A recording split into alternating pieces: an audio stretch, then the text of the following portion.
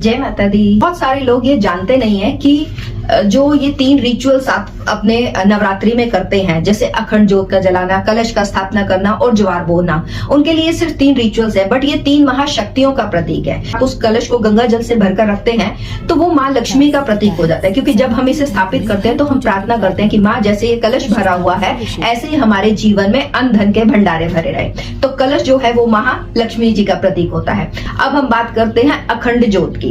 अखंड ज्योत जो जिसमें अग्नि तत्व रहता है, महाकाली का प्रतीक है, क्योंकि महाकाली की जो ऊर्जा है वो अग्नि तत्व है।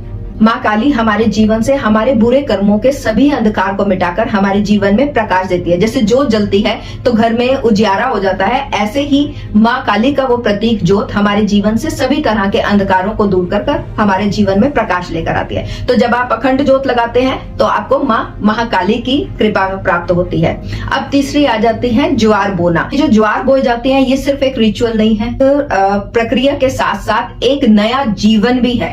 जैसे आप देखते हैं कि एक बीज अंधकार में जाता है, जैसे हम उसे मिट्टी में बोते हैं और फिर कुछ समय के बाद वो खिलकर बाहर आता है। तो ये माँ सरस्वती का प्रतीक है। जो माँ सरस्वती हमारे जीवन से अज्ञानता दूर करती हैं, अज्ञानता का अंधकार दूर करती हैं और फिर हमें एक नया जीवन, नई ट्रांसफॉर्मेशन देती है, क्योंकि जब इंसान के पास ज्ञान आ जाता है ना तो उसका जीवन बदल जाता है।